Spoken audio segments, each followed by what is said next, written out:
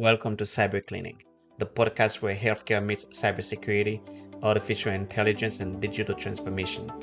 I am your host, Claude Bernard, a doctoral student in health informatics and a cybersecurity advocate.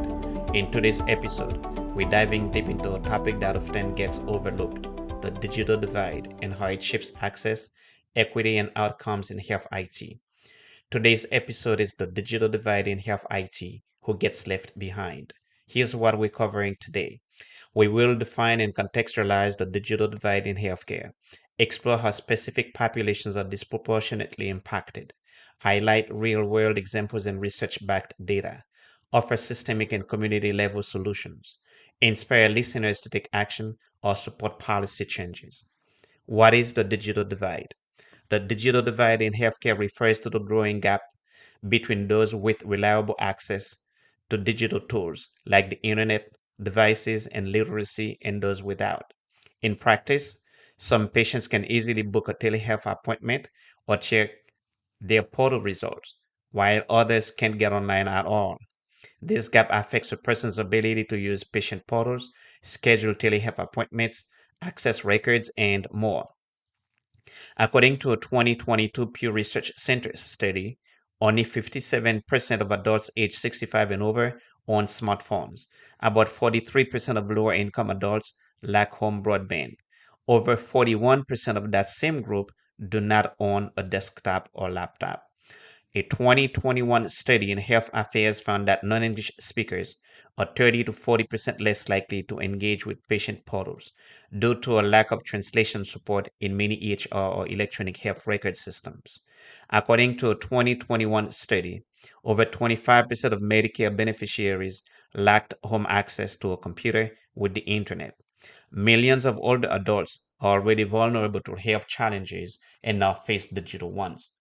The digital divide isn't just about access, it's also about skills. Even if a person owns a device, they might not feel confident navigating telehealth apps or digital consent forms. And are those forms only in English? That adds another layer of exclusion.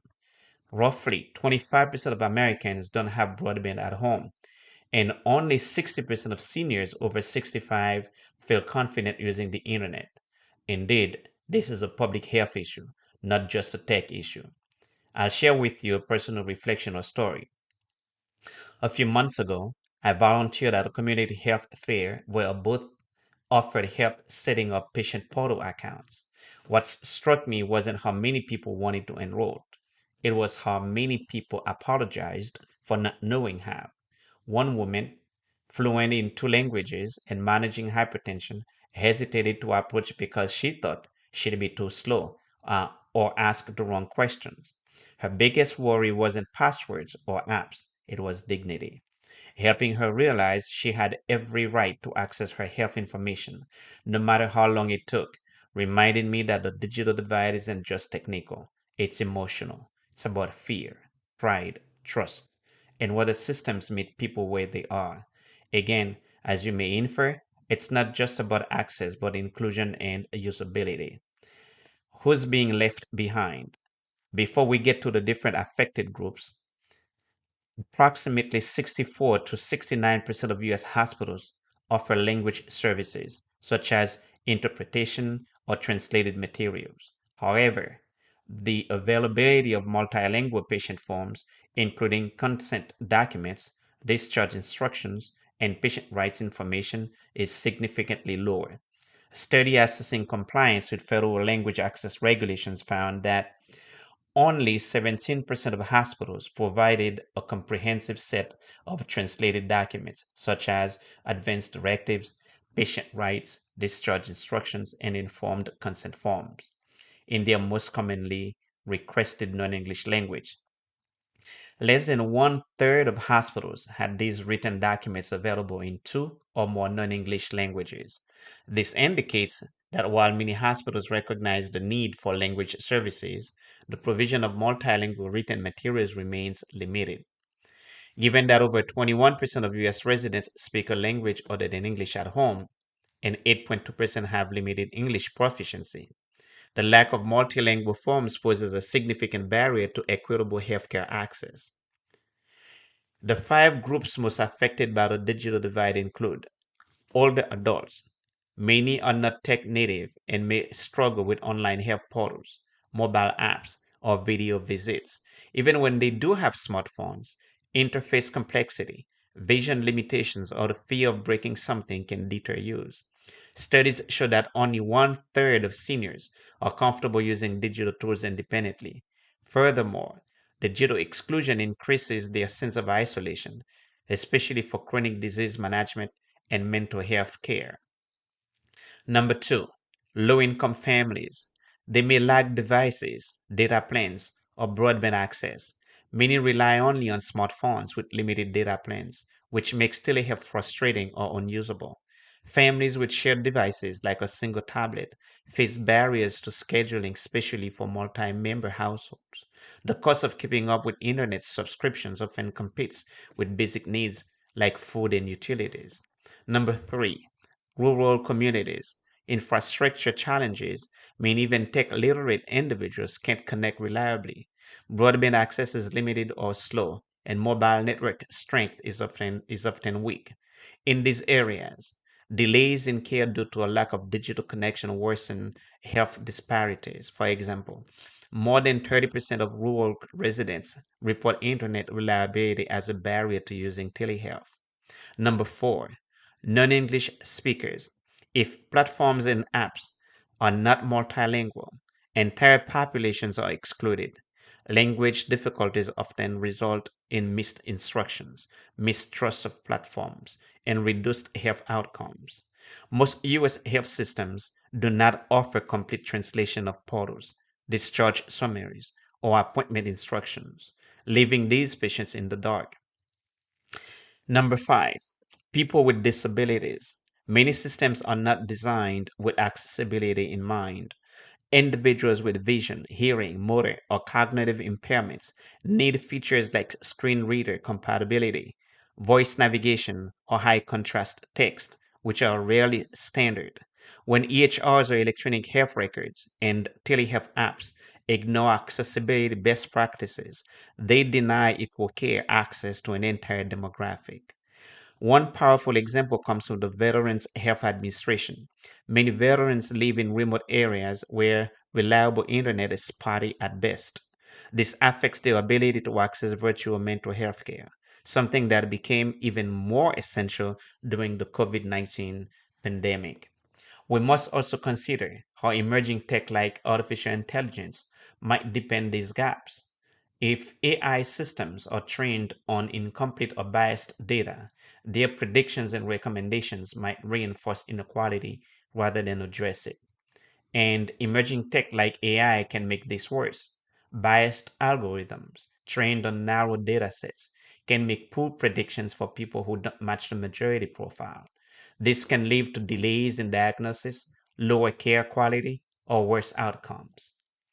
Tech companies ship access, yet many EHRs or electronic health records and apps fail to meet accessibility or literacy standards. Procurement should include equity scoring and only invest in tech built with inclusivity. What can we do about it? Addressing the digital divide will take coordinated effort. Number one, build digital health literacy. Clinics, libraries, and community health workers can help educate patients on how to log into portals, use telehealth apps, access records, and even understand data privacy. Digital navigators, trained individuals who support patient one-on-one, are proving effective in urban clinics and public health centers. Community organizations can host tech literacy workshops, especially for seniors and multilingual communities. Tech savvy individuals, even retirees who wish to volunteer their services, can also help lessen this divide. Number two, expand infrastructure.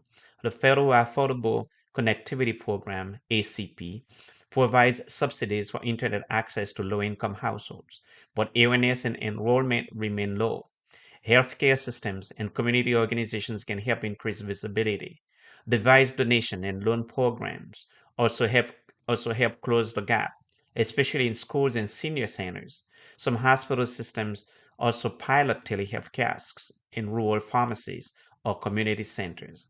Number 3, design with users in mind. This is called participatory design, and it means involving the very communities we hope to serve. By inviting feedback from patients with disabilities, non-English speakers, and no literacy populations during development, we can ensure that health tools are intuitive and inclusive. User testing shouldn't just happen in tech labs, but in real clinics. Number 4, align policy with access and equity. Metrics for tech adoption must include accessibility benchmarks. Government funding for digital health projects should prioritize equity focused outcomes. For example, grant applications could require evidence of accessibility plans, community outreach, and multilingual interfaces. States can also build incentives into Medicaid programs to drive adoption. And number 5, audit artificial intelligence and machine learning for bias. Algorithms used in diagnostics, risk prediction, or triage should be independently reviewed. Auditing can reveal if specific populations are being underrepresented in training data. A growing movement in academia and public health calls for algorithmic accountability in healthcare, an essential safeguard against digital discrimination. Some health systems also add health equity officers to AI ethics committees to flag and address bias before deployment. Global examples of innovation. India's health workers use tablet with translated tools and biometric login. Kenya leverages SMS-based triage. Brazil runs mobile clinics that provide both care and onboarding.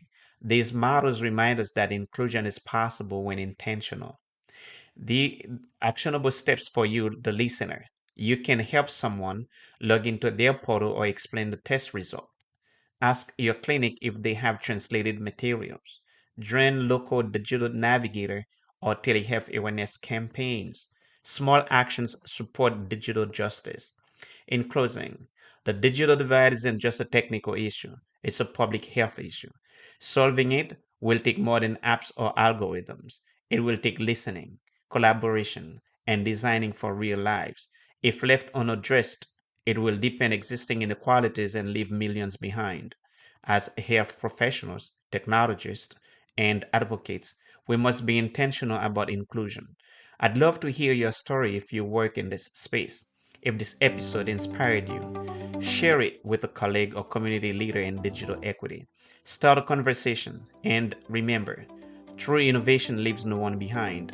And if you're on the ground helping patients bridge the divide, I want to hear from you.